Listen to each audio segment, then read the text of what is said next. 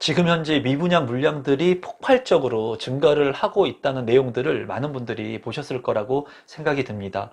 그로 인해 가지고 앞으로의 부동산 시장에 굉장히 큰 변화가 예상이 되는데요. 임성배 TV 보는가 댓글 오늘은 미분양 폭풍의 진짜 기회는 언제라고 하는 주제로 이야기를 좀 나누어 보도록 하겠습니다. 최근에 미분양에 대한 얘기가 굉장히 많이 나오고 있죠. 그리고 미분양의 물량들이 늘어나고 있습니다. 이제 우리가 부동산의 시장을 예측할 때 이 미분양의 지표는 굉장히 중요하다는 말씀을 많이 드렸죠. 그리고 이 미분양 지표를 보면서 앞으로의 부동산의 수요 측면을 좀 예측해 볼 수가 있습니다. 그렇기 때문에 이 미분양의 증가 폭이 굉장히 중요하고 어떠한 지역에 얼마만큼의 물량이 나오는지도 굉장히 주시할 필요가 있습니다. 지금 현재는 서울뿐만 아니라 수도권 지역도 이러한 미분양 물량들이 늘어나고 있으면서 앞으로의 부동산 시장이 대폭락하고 있음을 시사하고 있습니다. 또한 많은 분들이 이 부동산 가격이 많이 오른 만큼 대폭락의 조정이 좀 있어야 되지 않나 그런 기대를 좀 많이 하고 계신 것 같은데, 이 미분양 지표가 많이 늘어나고 있는 것을 통해서 또는 이러한 시장 상황 속에서 반드시 기회를 만들 수가 있는데, 그런 기회에 대한 부분들하고 지금 현재의 상황들, 그리고 앞으로 제가 예측하는 부동산 시장에 대한 부분을 오늘 좀 말씀드려 보도록 하겠습니다. 지금 보시는 것은 미분양 주택 현황인데요. 2021년 12월부터 최근까지 이 미분양 주택 현황이 늘어나고 있습니다. 아무래도 많이 오른 가격에 부담을 느끼기도 했고요. 그리고 심리적인 위축, 그리고 대출 규제의 강화, 이런 것 때문에 아무래도 미분양 물량들이 늘어나고 있는데, 서울 같은 경우에도 아주 큰 폭이라고 볼 수는 없지만 그래도 그 절대 면적의 그 크기가 늘어나고 있는 것을 볼 수가 있고요. 수도권 같은 경우에도 늘어나고 있고 전국에도 큰 폭으로 미분양 물량들이 쌓여가고 있습니다. 일부 지역 같은 경우에는, 지방 같은 경우에는 미분양 물량들이 굉장히 많이 늘어나고 있거든요. 그렇기 때문에 지금 현재 시장 상황을 봤을 때는 이 수요에 대한 부분들이 많이 급감을 했고 심리적으로 많은 위축이 있는 상태라고 보여집니다. 그로 인해서 많은 분들이 이제 부동산 시장 자체를 관망하려고 하는 그런 상황에 직면하고 있는 것으로 보여져요. 여러분들께서는 아파트 단지가 통째로 미분양이 나왔다, 그래서 전체가 줍줍 물량으로 진행이 된다, 이러한 내용을 한번 보신 적이 있으신지 모르겠습니다. 아파트 단지 전체가 미분양이 날 만큼 수도권 지역인데도 불구하고 이 미분양으로 인해 가지고 앞으로의 대폭락의 시작이 정말 시작되는 것은 아닌지 두려운 그런 내용의 기사라고 볼 수가 있는데요. 이러한 부분들을 통해서 제가 생각한 것은, 제가 느꼈을 때 지금 현재 아파트 가격이 아주 큰 폭으로 떨어지고 대폭락하고 있다고 느껴지진 않고 있거든요. 그리고 많은 사람들이 공포감에 일부 있기는 하지만 지금 현재 아주 예전에 글로벌 금융위기라든가 IMF만큼 최대의 그런 극감한 공포 수치를 느끼고 있는 것 같지는 않아요. 그래서 추후에는 이런 공포 심리로 인해 가지고 수요 측면이 더욱더 위축될 수 있는 그런 국면에 있기는 하지만 아직까지는 조금 지켜봐야 된다는 그런 생각을 하고 있습니다. 그런데 이 내용을 보면은 아파트 단지 전체가 이제 미분양이 났다는 거예요. 이런 것들을 보면서 정말 지금 현재의 상황이 아주 대폭락을 예견하고 있는가 하는 생각들을 한번 해봤습니다. 아파트 통째로 이제 미분양이 난 것만큼 아파트의 초기 분양률이 많이 떨어지고 있는 것들을 이제 볼 수가 있습니다. 그래서 작년과 비교를 해 본다면 이제 많이 올랐던 가격에 피로감, 부담감을 느끼면서 이제 분양률 자체가 떨어지고, 그리고 수도권 지역 같은 경우에도 이 분양률이 저조해가지고 미분양이 지금 현재 많이 발생하고 있는데, 그런 지역들이 어디 있는지 팩트에 대한 부분들을 한번 보도록 하겠습니다. 올해 수도권 주요 미분양 단지인데요. 보면은 최근에 아파트 통째로 미분양이 나서 지금 전국적으로, 그리고 많은 분들이 공포감을 조성하는 그런 물량을 보면은 경기 성남의 이안 모란 센트럴 파크라고 하는 아파트가 최초 계약 가구가 0가구였습니다. 정말 말도 안 되죠. 그런데 제가 봤을 때는 전체 가구 수가 74가구밖에 되지가 않아요. 그러니까 아파트 같은 경우에는 최소한 투자를 하거나 내가 입지 선정을 할 때 1000세대의 규모를 넘는 아파트가 좋습니다. 그 이유는 뭐냐면은 커뮤니티라든가 그리고 그 규모의 경제를 이용해 가지고 관리비 측면이 조금 절감될 수 있는 부분들 여러 가지가 있겠습니다. 조경이라든가. 그렇다고 해서 너무나 또 많은 대규모의 대단지 아파트 같은 경우에는 또 반대로 좋지가 않아요. 뭐 예를 들어서 5,000세대, 만세대 이런 아파트 같은 경우에는 이 물량들이 일시에 다발적으로 쏟아질 수가 있고 그리고 매물들이 늘 쌓이는 적재 현상을 보일 수가 있습니다. 그래서 1,000세대가 조금 넘어가는 적정 규모의 아파트가 좋은데 이 아파트 같은 경우에는 전체 가구수가 74가구 그리고 정말 아파트 전체가 미분양이 났습니다. 좀 애석한 부분이죠. 그리고 서울 도봉 창동 다우 아트리체 같은 경우에 89가구 중에 이제 26가구가 계약을 했고요. 서울 강북 하나 포레나 같은 경우도 이제 50%를 조금 넘는 아파트가 계약이 되었고 최근에 이제 말이 많죠. 지금 15%인가요? 이제 할인 분양을 하는 서울 강북 칸타빌 수유 팰리스 같은 경우에도 지금 현재 계약한 세대가 얼마 되지 않습니다. 중요한 것은 1,000세대를 넘는 아파트는 아무것도 없습니다. 아무 현장도 없다라는 거예요. 수도권 지역에서 입지가 좋고 핵심적인 지역에 있는 아파트들 중에 세대의 규모가 크고 그리고 적정 분양가를 책정한 아파트들 같은 경우에는 미분양 물량이 없습니다, 여러분. 그렇지만은 지금 현재 이러한 지역들의 미분양들이 나오고 있다는 것은 뭐 부정할 수 없는 사실이라고 보여져요.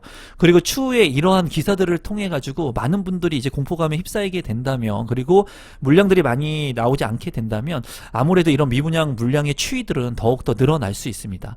제가 이제 말씀드리고 싶은 부분들은 이렇게 전체 가구수가 얼마 안 되는 아파트 물량을 가지고 표준 편차를 적용한 것처럼 대다수의 아파트가 이렇게 미분양이 나는 것처럼 얘기하고 있는 기사들은 여러분들께서 한 번쯤 생각해 보시고 들을 필요성이 있다고 보여집니다. 단순히 거래 가격 같은 경우에도 뭐 15억 하던 게 13억에 거래가 됐다면 일시적으로 한 건 정도 거래가 됐다면 그거는 전체 아파트 시세가 형성된 거라고 볼 수는 없거든요. 그런 부분들이 너무 자극적인 기사들, 공포감을 형성하고 지금 현재 대폭락에 대한 부분들을 다루면서 많은 분들이 관심을 갖고 있기 때문에 너무 그런 쪽에 포커스를 두고 있지 않나 한 번쯤은 생각해 보시면 좋을 것 같습니다. 그래서 지금 현재 통째로 전체 미분양이 난 물량이 실제로 있습니다. 팩트적으로 경기 성남의 이 아파트 이란 모란 센트럴파크 같은 경우에 74가구가 이제 계약이 안 된 것으로 보여지고 추후에 이러한 아파트 물량들이 더 많이 증가하는지 그 증가폭은 한번 체크를 해볼 필요성이 있다고 보여집니다. 이런 것을 봤을 때 미분양 물량들이 왜 나타나고 있는지를 한번 좀 생각해 볼 필요가 있습니다. 이제 무주택자가 청약을 하게 됩니다. 그래서 해당 지역에 살고 있는 당해 지역의 요건을 갖춘 분들이 청약을 대부분 하는데 무주택자 분들이 앞서 살펴본 세대수가 얼마 되지 않는 아파트를 무주택자 분들이 굳이 청약할 필요가 없습니다. 제가 봤을 때 이 영상을 보시는 우리 구독자 분들 같은 경우에도 내가 만약에 다주택자이고 주택이 많고 대체할 수 있는 투자할 수 있는 여력이 없다면은 미분양이 나는 저런 물량들 중에 선택을 해서 그래도 입지가 좋은 물량을 내 것으로 편입시킬 수는 있습니다. 하지만 무주택자 같은 경우에는 이제 입지가 좋은 상급지에 청약을 해야 되겠죠. 직주 근접이 가능하면 좋고 그리고 상급지 즉 입지가 좋은 아파트에 청약을 해서 내 집 마련을 하는 게 기본입니다. 기본. 그리고 너무나 좋은 입지가 있는 아파트만을 내가 노리게 됐을 때는 당첨 확률이 낮겠죠. 그래서 청약의 핵심은 상급지의 입지가 좋은 아파트에 청약 신청을 하는 것도 핵심이지만 중요한 것은 내가 당첨이 돼야 되겠죠. 그래서 당첨 확률이 높은 아파트에 청약 신청을 해야 된다는 거예요. 그래서 이 두 가지를 충족시켜야 되는데 어떻게 보면은 앞서 분양했던 미분양 물량들이 많았던 물량 같은 경우에는 무주택자 분들이 상급지의 청약이 자꾸 안 되고 그리고 계속 청약을 했는데 가점이 부족하거나 추첨을 안 되다 보니까 당첨 확률이 높은 입지가 좋지 않은 물량들을 공략해가지고 청약 당첨이 되었을지도 모르겠어요. 이 영상을 보시는 분들 같은 경우에는 지금과 같이 금리가 오르고 그리고 이 부동산의 시장 자체가 지금 조정을 받고 있는 국면이죠. 이럴 때일수록 입지가 좋은 아파트를 보셔야 된다고 제가 말씀을 드렸고 무주택자 같은 경우에는 이 청약의 기회를 잘 살릴 수 있으면 좋다는 거죠. 그리고 이러한 분들 같은 경우에는 입지가 좋은 곳을 선택했을 때 가격 하락에 방어를 할 수 있습니다. 그래서 이런 부분들을 여러분들께서 한번 좀 생각해 보시면 좋겠습니다. 앞서 살펴본 물량 외에도 수도권에 무순위 청약이 반복되는 단지들이 있습니다. 지금 현재 이렇게 많은 단지들, 수도권의 단지들이 뭐 구회, 8회, 6회 이렇게 반복해서 무순위 청약들이 반복된다는 거예요.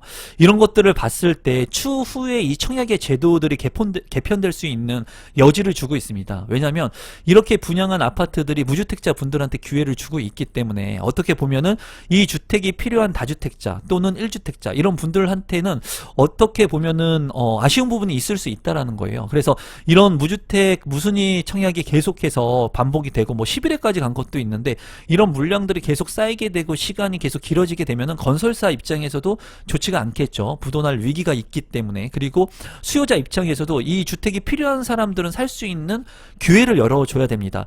그로 인해 가지고 이제 무순위 청약에 대한 제도 개편이 있을 것으로 예상이 돼요. 그래서 지금 현재 많은 분들이 관심 있게 보셔야 되는 것들, 예측해야 되는 부분은 뭐냐면 제가 생각하는 부분을 한번 공유해 보도록 하겠습니다. 줍줍 물량의 변화가 만약에 앞으로도 지속적으로 이렇게 나오게 되고 핵심적인 지역의 권역은 아니지만 그래도 이런 물량들이 나오게 된다면 추후에 있는 당해 지역에 거주하고 계신 분들이 아니더라도 그리고 무주택자 분들이 아니더라도 이 줍줍의 물량에 참여할 수 있는 기회를 열어줄 것으로 보여져요. 이거는 저의 예측인데요. 이렇게 된다면 추후에 이렇게 변화된 개편 제도를 통해 가지고 예전에 줍줍 물량을 통해 가지고 이제 기회를 얻으신 분들이 많이 있거든요. 관심을 갖고 부동산 시장에서 계속 공부하고 노력하시는 분들은 이 줍줍의 기회를 잡을 수 있을 것으로 보여집니다. 물론 앞으로 이러한 줍줍 물량들이 계속 나온다는 전제하에 제가 봤을 때는 이런 기회가 있을 것으로 보여지고 우리 구독자 분들께서도 주택을 소유하고 있거나 아니면은 청약의 가점이라든가 이런 부분들이 미흡하다고 하더라도 이런 청약제도 개편, 무순위 청약의 개편을 통해 가지고 기회를 만들 수 있음을 여러분들께서 인지하시면 좋겠습니다. 두 번째는 규제 지역의 완화가 예상됩니다. 올 하반기에 규제 지역이 완화될 것으로 이제 예상을 하고 있는데 그로 인해서 청약 제도 역시 개편이 될 것이고 많은 분들한테 기회가 주어질 수 있음을 시사하고 있습니다.